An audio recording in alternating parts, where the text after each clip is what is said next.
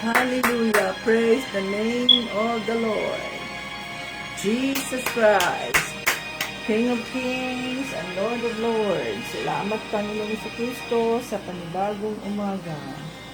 Thank you Lord sa iyong kabutihan. Ngayon ay Biyernes. Hallelujah. Biyernes na ngayon mga ka-Team Jesus. Salamat sa ating Panginoon sa Kristo sa kanyang kabutihan. Yes, Lord Jesus. Thank you, Lord, sa iyong kabutihan, Lord Jesus. Hallelujah, Lord. Thank you po. Ngayon ay Biyernes. Praise God. At Biyernes na. Hallelujah. God is great. All the time.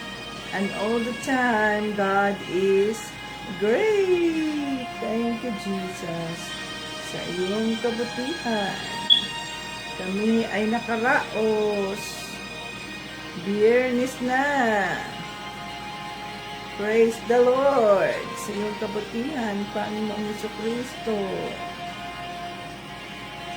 Hallelujah.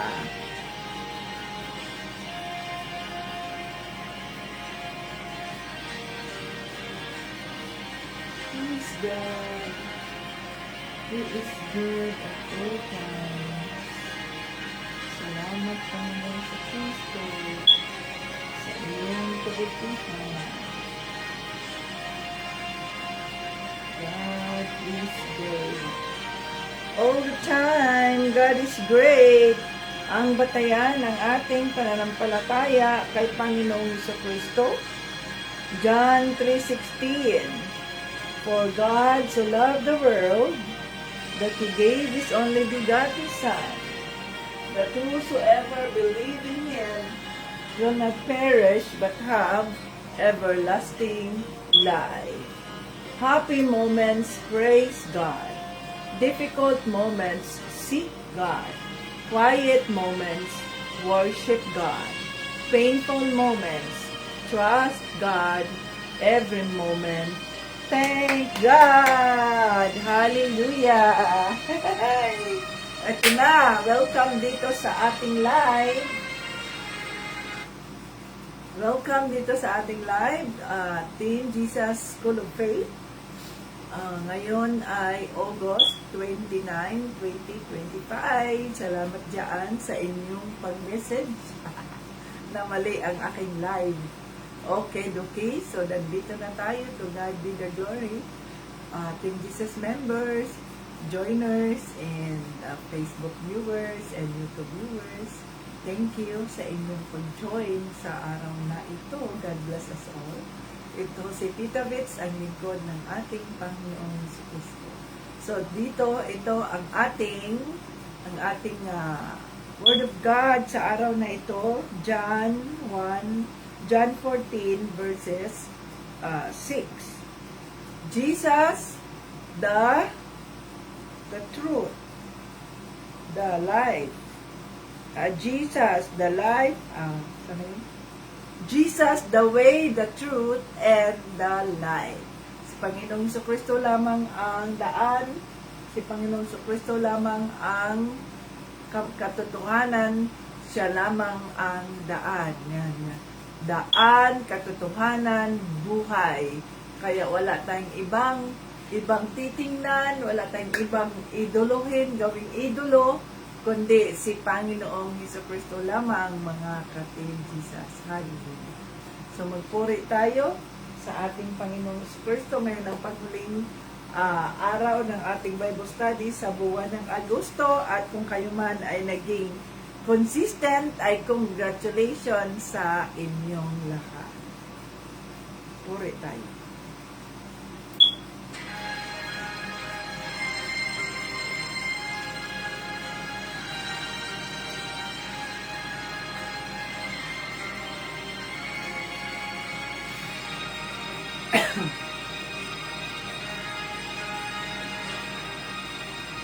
Pagising sa umaga, kay ganda, Kay ganda ng mundong ginawa niya. Ngayon ko lang nakita ang ganda ng mundo. Salamat sa Diyos at ako'y binago. Thank you, Jesus. Nang tanggapin ko si Jesus, aking Diyos, na bago ang lahat sa buhay ko. Bagong ligaya ang nadarama, bagong pag-asa ang nakikita. Thank you, Lord. Lahat ay aking ibibigay pati aking upang purihin siya.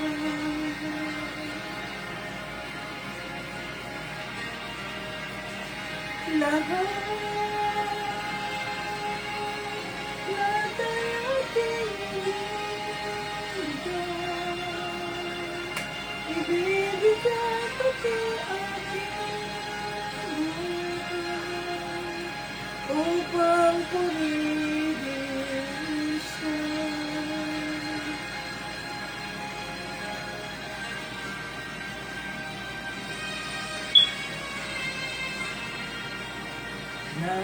Nag-uumapa ang aking saya, pagmamahal niya ang nadarama. Kay ganda ng buhay na nasa kanya, purihin ang Diyos, purihin si Jesus.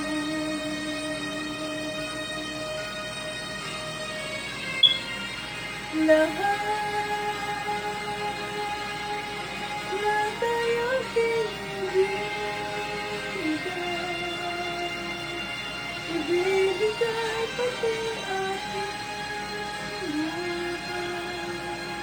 upang purihin siya.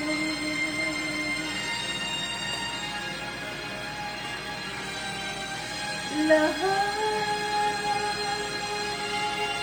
ay aking ibibigay pati aking upang purihin siya.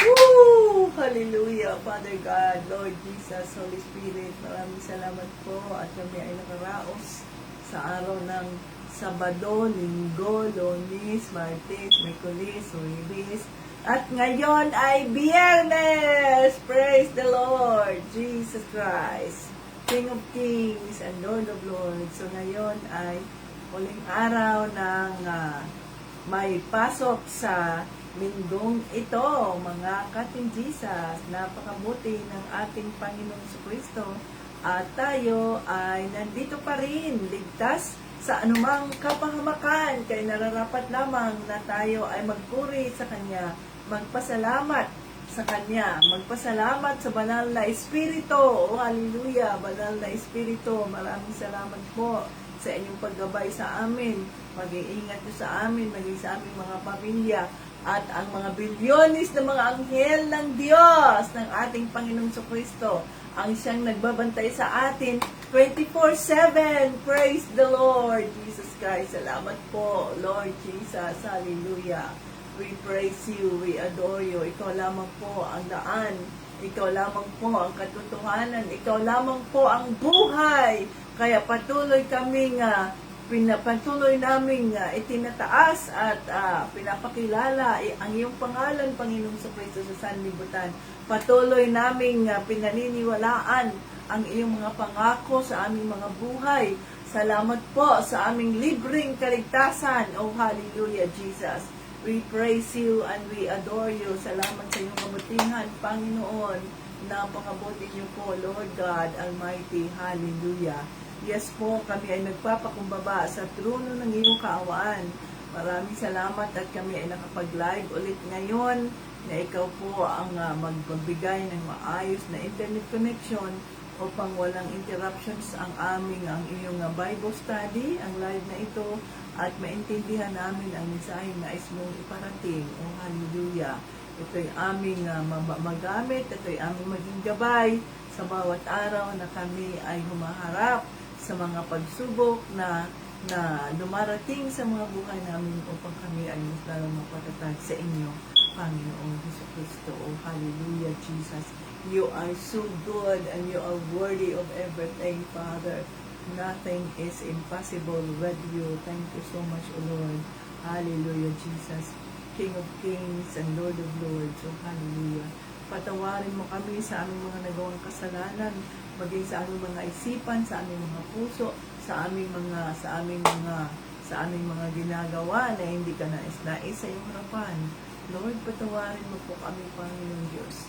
Linisin mo kami at sa araw-araw na kami ay nagising, ang aming hangarin ay upang makapagpuri sa inyo, upang magamit mo na naman ang aming mga buhay, nang sa ganoon, ikaw ang makilala sa sanlibutan. Oh, hallelujah, Lord Jesus, we love you po. We love you, Lord Jesus. Hallelujah.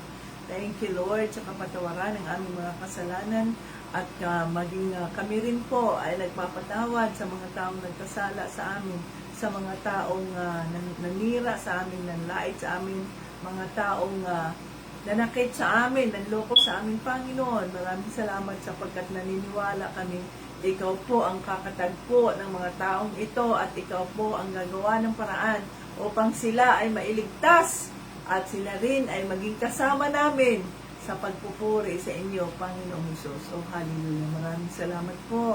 At kinikilala namin ang presensya ng banal na Espiritu na nandito sa aming kalagitnaan. Hallelujah. We welcome the Holy Spirit at dinideklara namin na the King is in the room.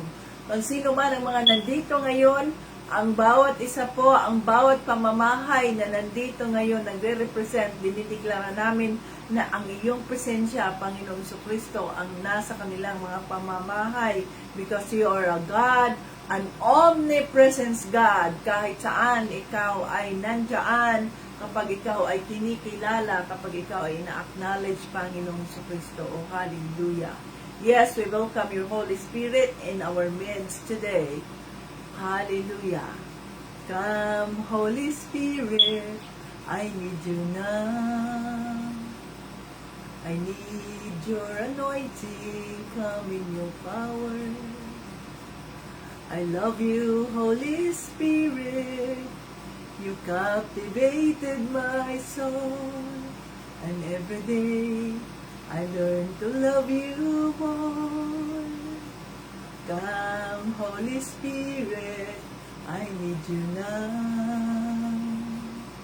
I need your anointing, come in your power. I love you, Holy Spirit. You captivated my soul. And every day, I learn to love you more. I'm reaching for your heart. You hold my life in your hands, drawing me closer to you. I feel your power renewed. Nothing compares to this place where I could see you face to face. I worship you in spirit and in truth. I'm reaching for your heart. You hold my life in your hands, drawing me closer to you. I feel your power renewed. Nothing compares to this place where I could see you face to face. I worship you in spirit and in truth. We worship you in spirit and in truth.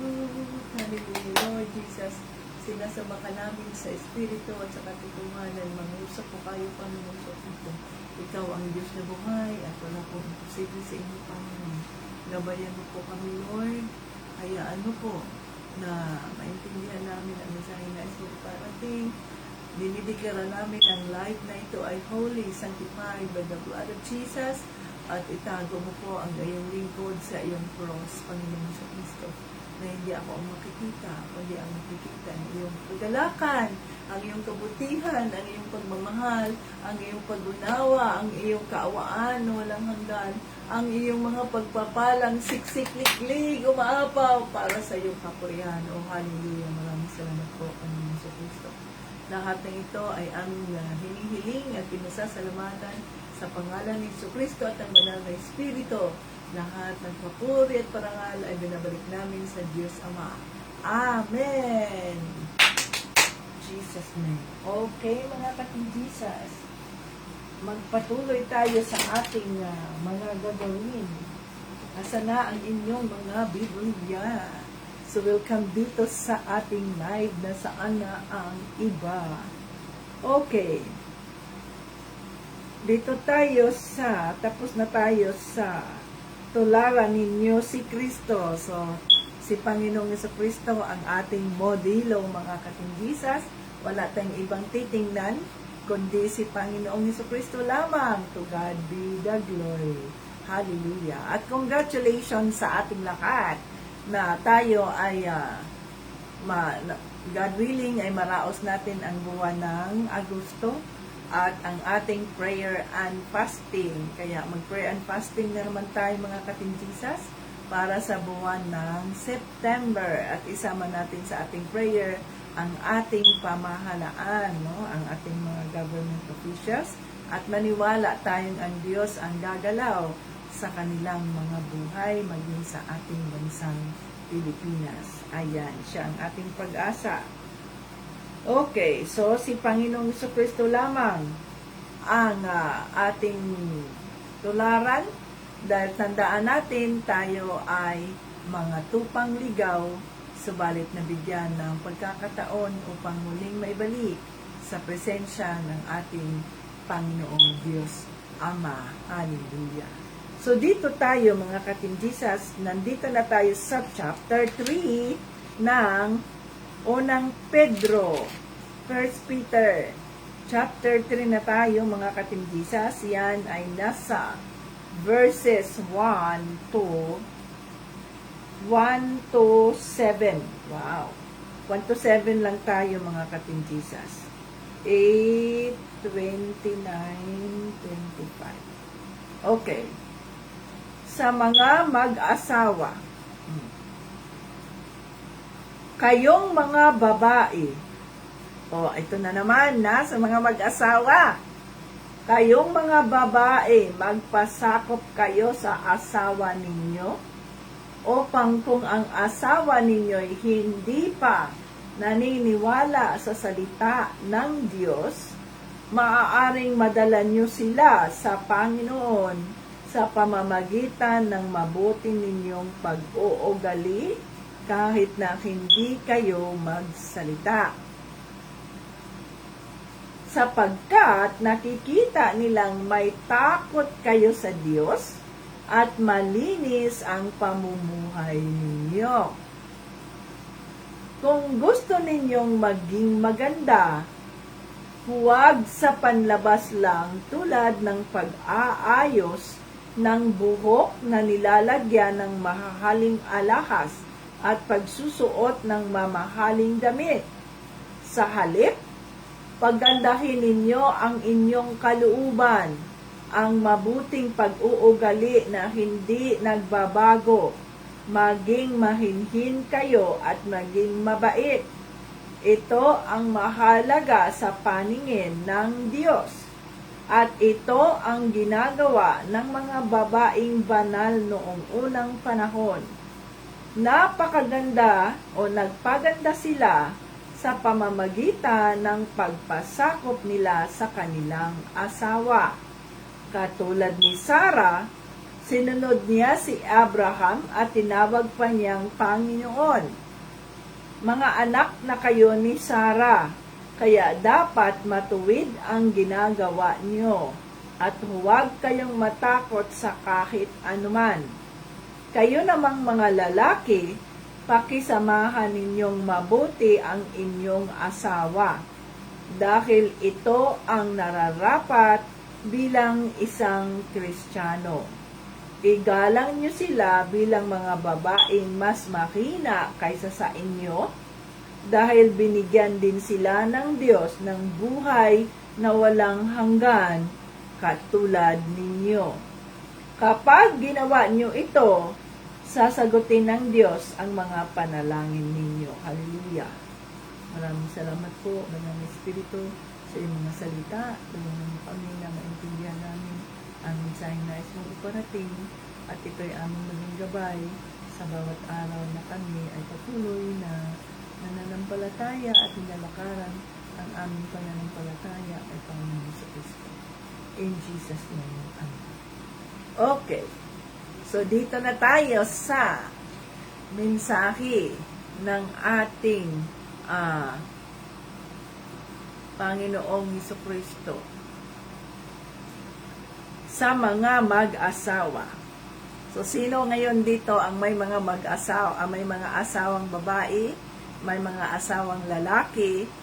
Ayan, makinig kayo mga katimbisas, at sa mga hindi pa nag-aasawa, ay makinig din kayo, dahil makikita ninyo, malalaman ninyo kung ang inyong mga tatay, ang inyong mga nanay, ay sumusunod ba dito sa sinasabi sa kasulatan. So, kadalasan, ayan, sabi ni Noreen, ay loading in the name of Jesus, Holy Spirit. Bigyan mo kami ng maayos na internet connection nang sa ganoon, Lord, ay lahat ng mga nandito ay marinig ang nais mong iparating, Holy Spirit. In Jesus' name. Amen. Okay. So, sa mga mag-asawa, mga katinjisas, yan ay, ano daw ang sinasabi para sa mga babae? Tayo mga babae, kung mayroon tayong mga asawang lalaki, so magpasakop tayo sa kanila. Yan ay nasa Ephesians din, di ba? Submit, wife, submit to your husband. Husband, love your wife. So, ganon, mga katinjisas, halimbawa, ang inyong asawang lalaki ay hindi pa niya alam ang katotohanan o hindi pa siya naging born-again Christian. Sa pamamagitan ng inyong mabuting gawa, mabuting loob, ay maaring siya ay makikayat mo, maaring siya ay makumbinsi mo na maniwala sa iyong pananampalataya, no? Sapagkat nakikita niya ang kagandahang loob mo. Nakikita niya ang pagbabago. Dati, nung ikaw ay hindi pa Kristiyano o kaya born again Christian, at hindi mo pa masyadong naintindihan ang tungkol sa iyong katawagan, no, sa body of Christ, hindi mo pa alam ang tungkol sa spiritual birthday, ay ang nangyayari dyan, mga katimbisas, no? Maaring ikaw ay sobrang mainitin ang ulo, maaring ikaw ay sobrang demanding, maaring ikaw ay walang pasensya sa iyong asawang lalaki, maaring ikaw ay yung ba yung ikaw ang nasusunod, maaring ikaw ang kung anong gusto mo yon, palagi kang nag-uutos, palagi kang nangbubulaw, yun ba yung ninghag ba, no? Ang lakas ng boses, palaging pabagsak ang salita. So, yung asawa mo namang lalaki ay walang magawa. Siyempre, asawa ka na niya. Iisipin din niya, sana hindi ko to inasawa dahil ganito pala ugali nito. Pero, nung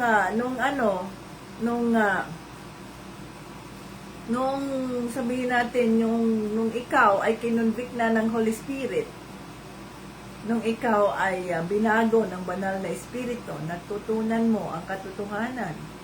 Yung sinasabi sa salita ng Diyos, yan nasa Ephesians yan, ngayon ay binalik. Ngayon ay nasa nasa 1 Peter chapter 3 verses 1 to 7. Na mga asawang babae, magpasakop kayo sa inyong mga asawang lalaki. Kung hindi sila mga Kristiyano, sa pamamagitan ng iyong kabutihang loob, ay yun nga, makikita nila ang kabutihan mo, ang kabutihan ni Panginoong Kristo sa mga buhay ninyo, at makumbinsin ninyo sila. Magugulat sila nung dati na ikaw ay ganito ka, palagi na lang galit, palagi bad, o ganyan, no? Parang tigre na kumakain ng ng tao, no? Palagi ka na lang nangangaway, palagi ka na lang ganyan, demanding at lahat-lahat. Nung makilala mo si Panginoong Jesucristo, ay nabago ang buhay mo, magugulat yung asawa mong lalaki at masasabi, anong nakain? Anong nakain ng aking asawa? Anong nakain ng asawa ko? Bakit biglang bumait? Diba? Kasi, yun nga ang sinasabi sa salita ng Diyos. Kahit na may mga pagkakataon na ayaw mo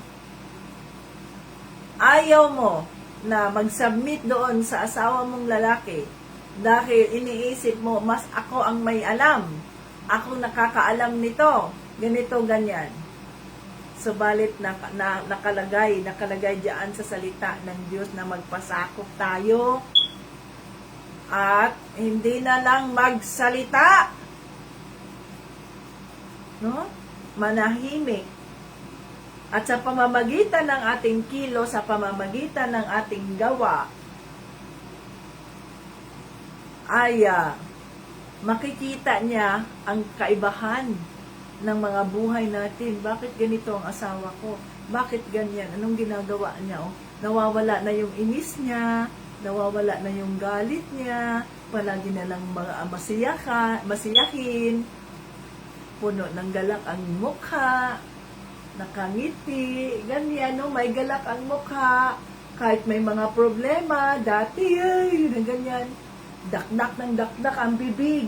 Pag may mga dumarating na mga problema, mga pagsubok sa buhay, palaging ang asawang lalaki ang sinisisi, ikaw kasi. Pero nung natuto sa salita ng Diyos, nung binago ng banal na Espiritu sa pamamagitan ng mga salita ng ating Panginoon Kristo, ay nagugulat yung asawa mong lalaki. Wow! Anong nakain ang asawa ko? At bakit naging ganito to? Pag may mga problemang darating, ngayon, pag may mga pagsubok na dumarating, salamat sa Diyos sa mga pagsubok na ito, sapagkat ito ay magpapatibay lalo sa ating pananampalataya sa Kanya. Kaya halikayo mga anak, halikayo, magdasal tayo, ipagdasal natin ang ating problema, ang ating sitwasyon. Gano'n na. Pero dati, wala. Dakdak ng dakdak. Dito, galit dito, galit doon, galit dyan, kung saan-saan, o kung sino-sino na ang dinadamay sa galit, damay-damay na to. Pero dahil nga, tayo ay binago ng Diyos, ng banal na Espiritu, sa pamamagitan ng pagsunod natin, obedience. Humility and obedience. Yun ang karakter ni Panginoong Jesucristo. Ang pagpapakumbaba at ang pagsunod sa kalooban ng Diyos Ama. So tayo rin, kahit maring tayo ay may malaking sahod, maring tayo ang nagtatrabaho sa pamilya, maring tayo ay dominante, ganyan, pero yung mga espiritong dominante na yan, pride na yan, ay patayin na natin yan in the name of Jesus. Hindi natin pwedeng ituloy yan. Kailangan, we have to kill. Patayin natin yung spirit of authoritative, yung spirit of pride na yan, no? At sundin natin yung patayin natin yung katigasan ng ulo, hard-headed. I-rebuke nyo yan. Patayin nyo yan. Tirisin nyo yan. Under my feet in the name of Jesus. No? I'll push you back to hell. Kailangan i-push natin back to hell yung mga masasamang espiritu na yan sapagkat hindi yan sa Diyos. At sundin natin ang kalooban ng ating Panginoong Jesucristo, ang pagiging mapagkumbaba at ang pagsunod. Kaya, irespeto natin ang ating mga asawang lalaki kahit may mga pagkakataon na ang ating mga dibdib ay kumakaba-kaba at kakainis, no? Subalit, tandaan natin na we are no longer on our own. Tayo ay nasa kay Kristo na. So, yung mga inis, yung mga galit na yan, ibalik natin yan sa demonyo. At ang ilagay natin sa mga puso natin ay ang fruit of the Spirit. At kung halimbawang hindi mo matiis yung ano ng asawa mo, maglaylo ka na lang, withdraw. Para sa ganoon ay kumalma ang iyong utak, kumalma ang iyong damdamin, at pagbalik, sige, ipagdasal natin, ano ang kalooban ng Diyos. Ganon dapat, mahinahon ang pananalita. Para sa ganoon ay maiwasan ang gulo, maiwasan ang hindi pagkakaunawaan. Hallelujah. See? So magugulat ka, ano nangyari sa aking asawa? Asawang babae, bakit nagkakaganyan? Hindi naman ganyan ang ugali dati. Dahil binabago tayo ng ating Panginoong Jesucristo, no? Every day as we connect ourselves in the presence of the Holy Spirit, the Holy Spirit is changing us one day at a time. No? So, ganun yun mga ka-Team Jesus. Sa halip na i-oppose agad natin ang ating mga asawang lalaki, ay, okay, ipagdasal natin yan. Okay. At ang sabi dito sa salita ng Diyos, kung kayo ay maganda, kung magpapaganda kayo ang mga babae, hindi lang pang magpapaganda sa labas, kung saan ang mga buhok ay ang gaganda ng mga buhok, mayroon pang mga nakalagay na mga alahas, mga ganyan, no? Palamote at iba pa, nagsusuot pa ng magagarang mga damit, ganito, ganyan. No? Pero, anong meron sa puso? Anong meron sa loob? Wickedness. Hindi yun ang sinasabi sa Biblia. Mamuhay tayo ng simple, nagpapaganda tayo, pero mas binibigyan natin ng halaga ang kagandahan loob. Ang panlabas ay hindi na mahalaga. Although, siyempre naman, mag-aayos tayo sa sarili natin. Ibig sabihin, hindi na mahalaga yung panlabas na yan. Hindi ka na nagsusuklay, hindi ka rin nag-aayos. Hindi naman ganun ang mga anak ng Diyos, ang mga anak ni Panginoong Jesucristo. Ang mga anak ni Panginoong Jesucristo ay mga pinagpapala tayo. Dahil tayo ay mga anak niya. Okay? So, mag-ayos din tayo. Ayusin na maging kahit simple ang ating mga damit, pero maayos, malinis. Ang ating mga kuko, huwag na tayong magano ng mga kuko na nakikita ko dito yung mga kuko nila na ang haba-haba na may iba-ibang kulay na, hey, ano ba yan? ang ating pagiging simple ay napaka importante yan. Ang mga kuko natin, paano tayo makakapaglinis sa bahay natin, sa mga ano natin, sa kubita, paano tayo mag-gardening, mga ganyan, kung ang mga kuko natin ang haba-haba, paano yung, iniisip ko nga lang, ang haba ng kuko, paano yan sila maglilinis ng kanilang mga puwit, naglilinis kaya yan? No? Ang dumi? So tayo, mga Kristiyano, babae, simple lang tayo, mga katindises. Hindi natin kailangan ng mga kulay-kulay ng ano. Hindi natin kailangan yan. At hindi natin kailangan nga magpa-sexing makita yung mga cleavages natin dyan. Mga ano, dito, mga hawak-hawak dyan. Makita ang pusod. Makita talaga yung mga, nakita na dito ang mga puwitan. Yan, para ganyan. Hindi ganun ang mga Kristiyano, mga katindisas. Ayusin natin ang ating pananamit. No? Ayusin natin. So yun, no? Magpaganda tayo at ang binibigyan natin ng mas lalong bigyang pansin ay ang ating panloob. Ang kagandahang loob natin. Yun ang sinasabi. Ang kagandahang loob. Kagandahan ba ng mga puso natin? Na kung saan, tandaan natin, kapag tayo ay maganda sa loob, ang kagandahang yun ay lumalabas. So, nag-glow tayo. No, ang ganda ng batang yan, ang ganda ng babaeng yan, kahit na simple lang, kahit na ganyan.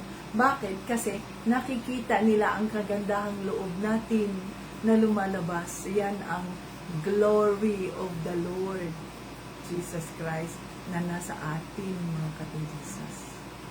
So, simple lang ang mga kamay natin, mga kuko, simple, walang mga decolor at iba pa. Simple. Hindi natin kailangan magpapapansin sa iba na ganito, si ganito, ganyan. No, hindi natin kailangan yan. Okay? Ang kailangan natin ay masunod ang kalooban ng ating Panginoon Jesucristo.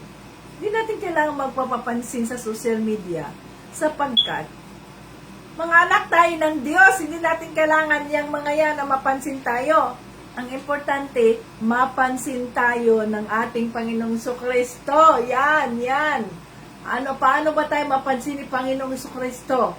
Sa pamamagitan ng pagkakaroon natin ng kagandahang loob. Yan ang sinasabi.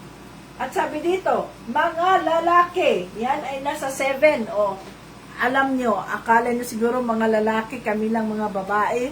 Kasama din kayo, nandito sa 7, Kayo namang mga lalaki, pakisamahan ninyong mabuti ang inyong asawa, dahil ito ang nararapat bilang isang Kristiyano. Igalang nyo sila bilang mga babaeng mas mahina kaysa sa inyo, dahil binigyan din sila ng Diyos ng buhay na walang hanggan katulad ninyo. Kapag ginawa nyo ito, sasagutin ng Diyos ang mga panalangin ninyo. O kayo mga lalaki, igalang din ninyo ang inyong mga asawang babae. Pero sinabi diyan, bago yan, tayo ay mga anak na ni Sarah. Alam na natin si Sarah at si Abraham, di ba? Okay, so tayo ay mga anak ni Sarah. Kahit si Sarah, tinawag nga niya si Abraham na Panginoon, my Lord. So kaya, nasa atin, mga babae, tayo talaga mga babae, kung tayo ay mga Kristiyano, tayo ang nagsisilbi sa ating mga asawang lalaki. Hindi yung mga asawang lalaki natin ang nagsisilbi sa atin. Tayo. Tinatawag nga ni Sarah ang si Abraham, my Lord. So yung ating mga asawa ay para rin silang mga, yes, my Lord. So pinagsisilbihan natin sila. Nilulutuan, nilulutuan natin, at pinagsisilbihan, nilalabhan ng kanilang mga damit, inaayos ang kanilang mga gamit, ang kanilang mga damit, nilalabhan, mga lahat-lahat. No? inaalagaan natin, o anong kailangan mo, ganito, ito na yung mga gamit mo. Yan ang ginagawa ko kay Tito Brian. Nilulutuan ko siya pag uwi namin, o anong gusto mong pagkain, nandiyan, may prutas, o unahin mo muna ang prutas, ihanda ko yung pagkain mo. No? Kasi nga, tayo nga, ang mga babae, pinagsisilihan natin ang ating mga asawang lalaki. At kapag nagsisilbi tayo sa ating mga asawang lalaki, hindi natin yun iisipin na para sa kanilang ginagawa natin. Iisipin natin na ito ay ginagawa natin para sa Panginoon. Lord, I'll do this for you. Ganon, dahil yun ang nakasulat sa salita ng Diyos. Hindi yung, magsisilbi ako dyan? Ano ba yan? Hindi naman yung karapat dapat magsilbihan? Ha? Pagod nga ako galing sa trabaho eh. No? Although, may mga pagkakataon na ako, halimbawa, pinagsisilbihan ko siya, pagkain niya, hindi naman siya nagluluto, no? Ganyan, sa mga pagawaing bahay. At siya naman ang gumagawa ng mga ibang bahagi. Halimbawa, ang pagwawalis. Oh, yan. Nagwawalis si Tito Brian, nagmamap si Tito Brian. Tsaka siya ang naglilinis sa mga kubita. Oh. Ganon lang yun eh. Hati-hatian lang tayo ng mga gawain. No? Ganon yun, mga ka-Team Jesus. Pag mag-asawa kayo, tayo, ang binibigyang pansin din yan, mga babae. Huwag tayong sobrang magiging demanding, maldita, ganito, ganyan, lalo na itong mga bibig ng mga babae. Ang mga bibig ng mga babae kasi palaging, ganun kagad. I-rebuke natin yung mga ganung uri ng pag-uugali, mga babae. Palaging mainitin ang ulo, hindi mapigilan ang bibig, pati ang mga anak ay nadadamay. Manahimik din tayo mga babae, no? Manahimik. At sundin ang kalooban ng Diyos. Kung ang iyong asawa ay tamad, galing sa trabaho, hindi man tutulong sa'yo, pagdasal mo. Para sa ganoon ay baguhin siya ng Diyos. Hindi tayo ang nagbabago. Hindi tayo ang nagpapabago sa ating mga asawa, asawang lalaki, asawang babae. Ang Diyos sa pamamagitan natin. Sa pamamagitan natin. Kaya tayo, matipid, mga babae, maging matipid kayo. Maging matipid kayo ba? Maging matipid tayo sa ating pananalita, lalo na yung mga masakit na mga pananalita. Manahimik. I-rebuke mo kasi temptation natin yan eh. Tukso, yan ang kaaway ng Diyos. Kaya ako, pag may mga pagkakataon na naiinis ako, nagagalit ako kay Tito Brian, pinapaloob ko na lang, nagsasalita ako. Ganun ba? Kung ano yung nasa isip ko, sinasalita ako, pero walang boses. Para lang makalabas yung nararamdaman ko. Ganyan. Pero walang boses. So, hindi alam ng demonyo kung ano yung nararamdaman ko. Hindi alam niya kasi wala namang boses. Pero kapag may boses, ayan, naririnig na yung mga masasakit na salita. Kaya tayo, pinapaalala sa atin, no, yung ating mga asawa, malalaki. Hindi man yan sila perfect. Pero, they try their best na gawin ang mga pwede nilang gawin para aasinso ang kanilang mga pamilya. May madala silang pagkain sa kanilang mga anak, sa inyo. No? Kaya tayo mga babae, we are the prayer warriors of our husbands. Tayo ang mga prayer warriors Sa pinagdadasal natin sila. Na ang gabay ng Panginoon, ang karunungan ng Panginoon ay nasa kanila. Nasa halip na ang ibibigkasin natin, ang ideklara natin ay mga masasamang pag-uugali, ang ideklara natin sa kanila ay ang pagpapala ng ating Panginoong Jesucristo, ay ang fruit of the Spirit. Kasi natural naman yan na mayroong mga pagkakataon na tayo ay naiinis, nagagalit, hindi man tayo perfect. Subalit, ang tanong, anong naging reaction mo? What will you do? Oh, ganun yun. What will you do sa ganyang sitwasyon? What will you do? Yung ibang mga asawa ninyo, sila ang naglalaba. Huwag nyo namang gawing sobrang yung mga asawa nyo. Kayo maglalaba dapat dahil kayo ang babae. Kayo dapat maglalaba, kayo mag-aayos. Sila, palilinisin nyo lang ng ibang dyan, pawalisin nyo, palinisin nyo hugasin nyo ng pinggan, o kaya paanuhin nyo, palinisin nyo sa kubita, ganyan. Ikaw dapat maglaba dahil ikaw ang babae. Di bumili kayo ng washing machine para makapaglaba. Ilagay nyo lang yung washing machine dyan, o sige, tambak na yung mga dumi dyan, o maglinis ka na. Ganun yun, mga katinjisas. Gagawin natin sa isang buwan ay mag-raffle tayo ng washing machine.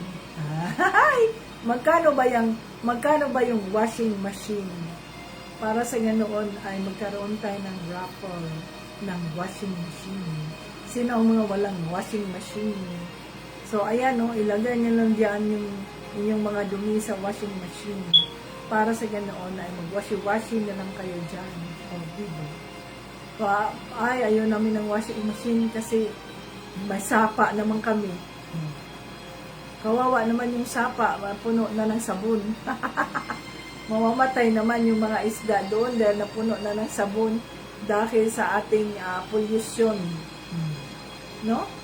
So, ganun yun mga katinjisas. Ang sinasabi sa salita ng Diyos.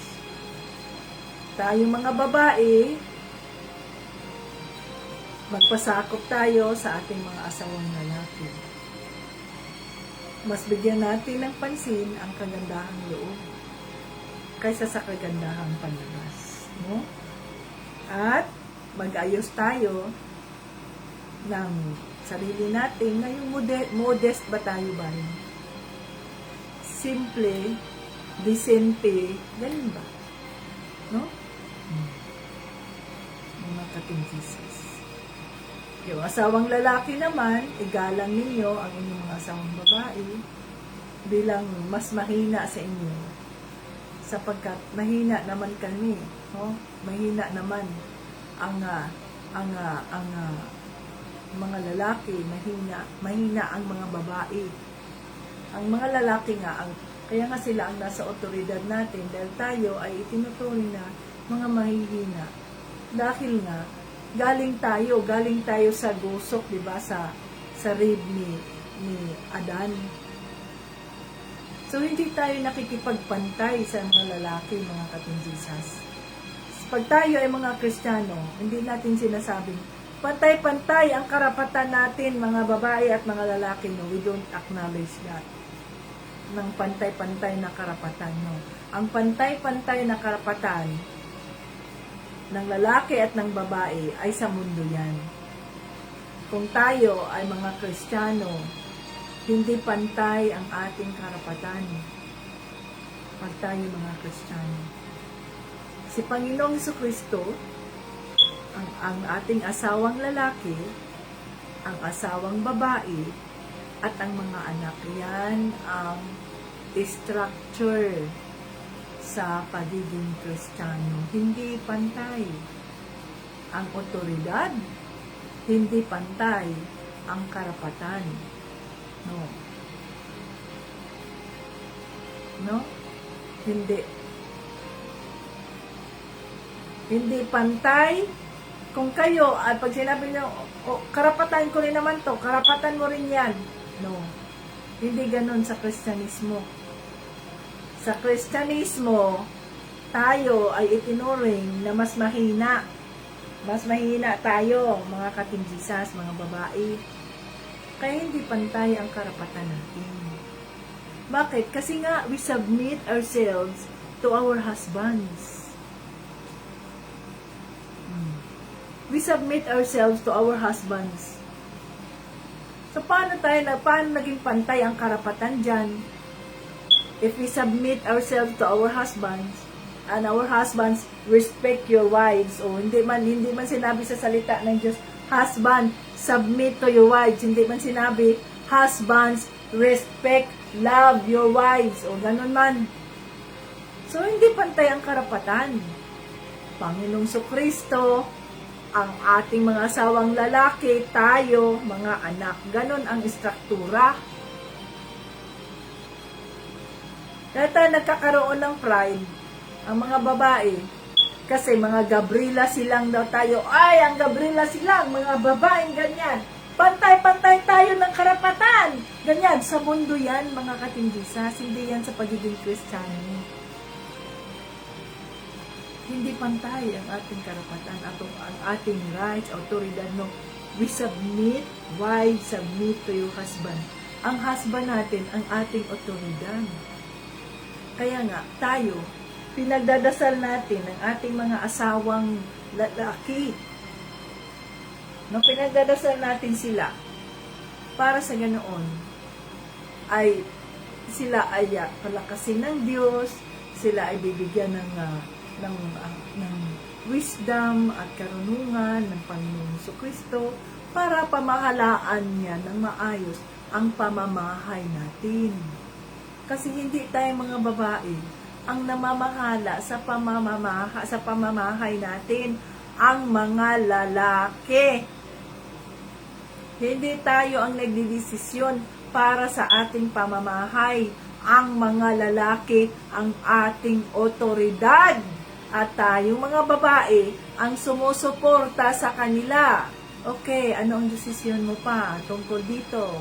Ay ganito, okay, ipagdasal natin yan at nagabayan ka ng banal na Espiritu para tama ang iyong magiging desisyon. Nandito kami, suportahan ka namin. Ganon yon. Hindi tayo ang ating lalaking asawa. Kaya nga, ibinubos natin yung ating lalaking asawa sa pamamagitan ng pasakop natin sa kanila, sa pamamagitan ng pag-alaga natin sa kanila, sa pamamagitan ng pagsilbi natin sa kanila, na ang ating pagsisilbi ay hindi natin ginagawa para sa kanila, kundi ang pagsisilbi natin ay ginagawa natin para kay Panginoong Jesucristo, sapagkat ito'y nakasulat sa salita ng Diyos. So kayo dyan, na mga babae, kayong mga mga babaeng mga haliparot, nung tawag ng mga babaeng haliparot, mga babaeng mga Jigo, Gabriela silang, mga babae na matatapang, o magbago na kayo, kung kayo ay mga Kristiyano at itinuring ninyo mga sarili ninyo na mga Kristiyano kayo, hindi dapat tayo ganyan. Dapat tayo ay mapagkumbaba at masunurin. No? Mapagkumbaba at masunurin. Para kay Panginoong Jesucristo, ang ginagawa natin at hindi para sa tao. Para hindi tayo madidismaya. Kakapagod na nga pag-aalaga sa taong ito. Ganito, ganyan. Magsabihan pa ako ng ganyan. Tandaan natin, hindi yung asawa natin ang nagsasabi sa atin ng ganyan. Ang demonyo. Ginamit lang yung asawa mo. Para subukin ka. Para subukin yung katatagan mo sa pananampalataya kay Kristo. So, ganun yun, mga ka-Team Jesus. So, nawaya, tinuruan kayo ng ating Panginoong Hesukristo para sa ganoon ay, no? Para sa ganoon ay masunod natin ang kanyang kalooban at magkaroon ng mapayapang pamumuhay. Kapag may kapayapaan, nandiyan sa salita ng Diyos, peace I give you, my peace I give to you. No? Anong sabi diyan sa salita ng Diyos? Nandiyan sa salita ng Diyos, mga ka-Team Jesus. Anong sinasabi sa salita ng Diyos? Diyan sa, pinost ko yan kanina, salita ng Diyos, ang sabi diyan,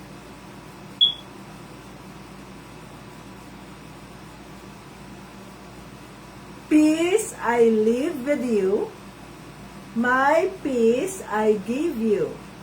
I do not give to you as the world gives. Do not let your hearts be troubled, and do not be afraid. John 14:27. So yan, mga ka-Team Jesus, kapag tayo ay nagsumiti sa ating mga asawa, nagpasakop, ang kapayapaan ng ating Panginoong Jesucristo, ang ating mararamdaman, at hindi tayo matrubol. No? Kasi nga, nagpasakop na tayo, nagpapakumbaba, nagsisilbihan natin ang ating mga asawa, at ang pagsisilbi natin sa kanila ay hindi dahil sila ang asawa natin, kundi ito ang sinasabi sa kalooban ng Diyos. Ito ang sinasabi sa salita ng Diyos. So kapag ang pamamahay natin, mga ka-Team Jesus, ay mayroong kapayapaan, no?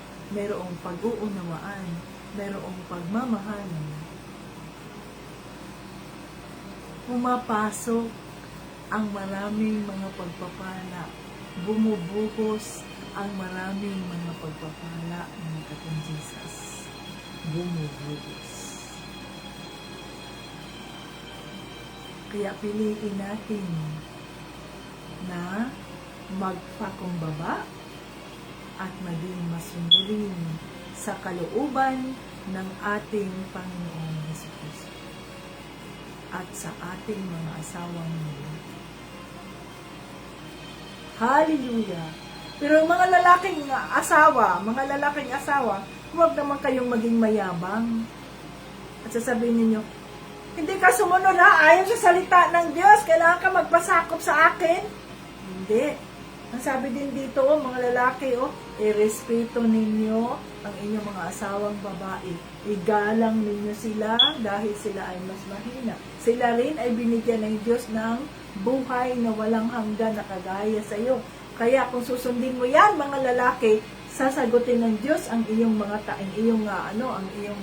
panalangin.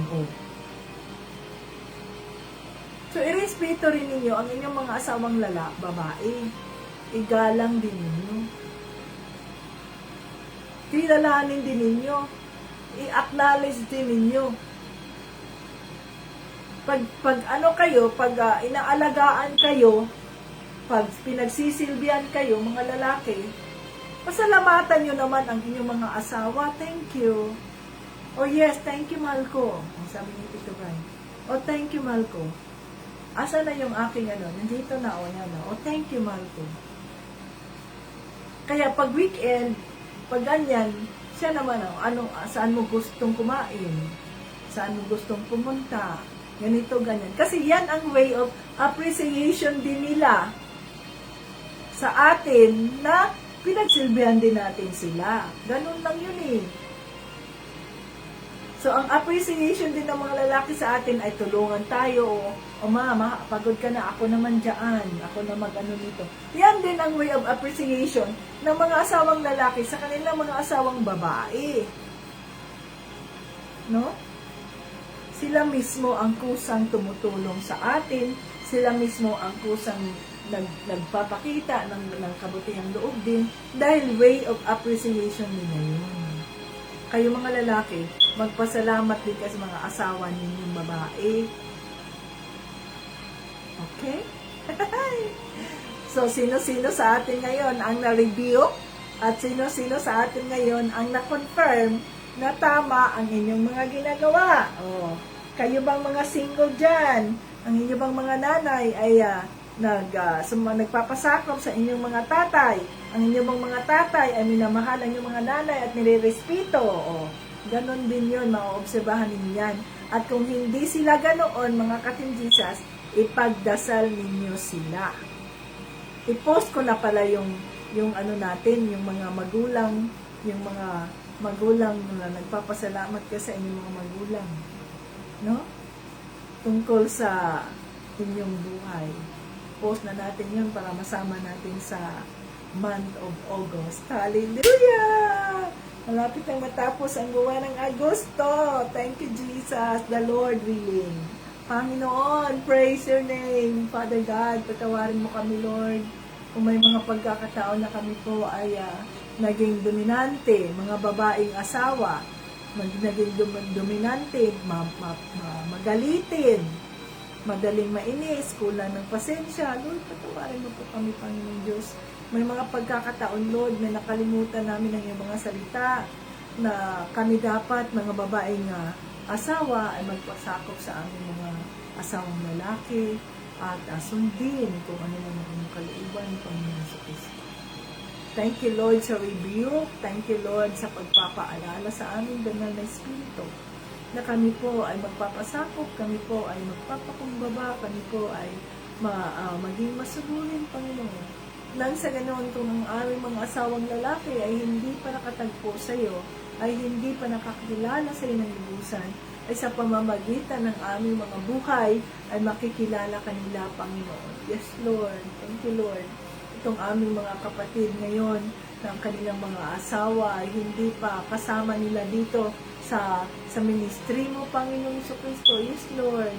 Katagpuin mo po sila, Panginoong Diyos, na nagdadasal namin sila, Lord, na makasama namin sila, Panginoong Isus, dito sa mga gawain ng Team Jesus. O hallelujah, Panginoong Isus.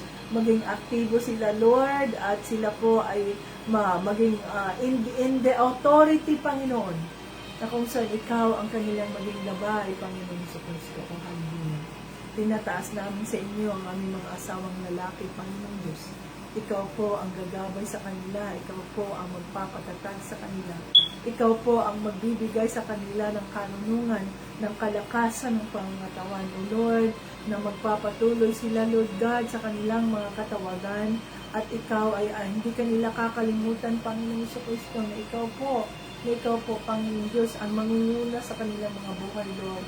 At ikaw ang kanilang gabay upang maging maayos ang kanilang pamamahala sa bawat tahanan na sila ay inyong ibinigay, Panginoon.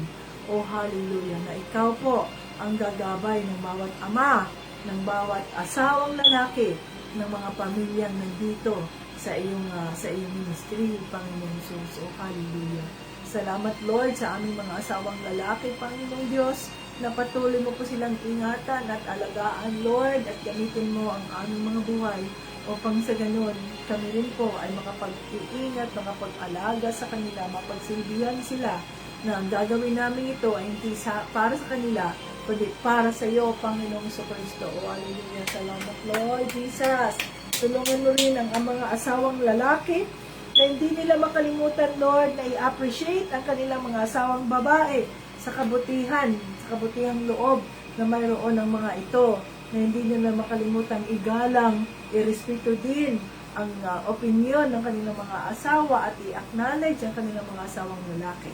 Panginoong Diyos, bigyan mo po ng kapayapaan ang bawat pamilyang nandito na nagre-represent, Panginoong Diyos, sa kanilang pamilya. Lord, let your peace be upon us, O Lord. Ang kapayapaan na hindi kayang ibigay ng mundo, kundi ang kapayapaang tanging ikaw lamang, Panginoong Kristo, ang makapagbibigay sa bawat pamilya. O hallelujah. O hallelujah. Maraming salamat po, Lord, sa iyong kabutihan. Holy Spirit, thank you. Thank you. At kami po ay maayos na na iraos ang iyong Bible study at tulungan mo po ang bawat isa, ano man ang kanilang mga pangangailangan, ano man ang kanilang mga prayer request. Let it come to pass for your purpose and your glory. Oh, hallelujah. Maraming salamat po. Lahat ng ito ay aming pinasasalamatan at hinihiling sa pangalan ni Jesucristo at ng banal na Espiritu. Lahat ng papurit parangal ay binabalik namin sa Diyos Ama. Amen! Hallelujah! Praise the Lord! Thank you, Jesus! Ayan. Ayan, mga ka-Team Jesus. So, congratulations sa mga na-review. Dahil ibig sabihin nun ay nais ng Diyos, nais ng banal na Espiritu na mabago kayo. Hallelujah! Hanggang sa muli. Jesus loves us. So, ang ating, maaring ang mga love gift Sharon, ay sa susunod na weekend na Sharon, dahil wala pang budget ngayon, wala pang budget ngayong linggo. No, ang budget natin, ang sahod ay nasa September 5 pa ang sahod Sharon.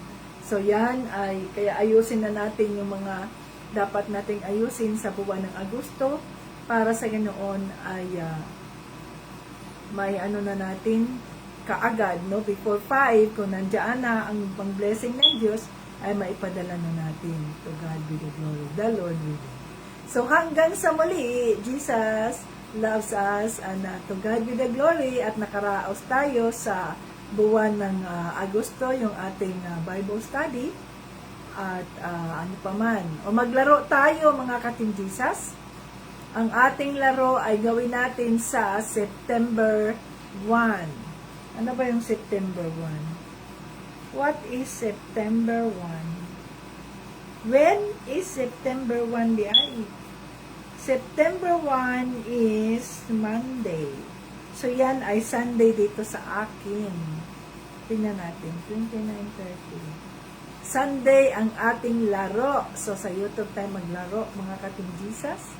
Yung ating sa YouTube natin na ano, yung ating month of July na mga Bible study. No, not Bible study, but mga testimony natin, yan. Ano ninyo yan, i-memorize ninyo sino-sino sila, anong mga Bible verses, ang kanilang mga ibinahagi at tungkol saan ang kanilang mga testimony. So, yon ang ating magiging laro sa September 1, Monday ba yan sa inyo? Paano ba yan? Available ba kayo yan, mga ka-Team Jesus? Monday yan sa inyo, no? Monday? Ewan ko, paano mangyayari yan? Okay, so dito na tayo. God bless everyone. And Jesus loves us. Bye-bye. Like slow connection.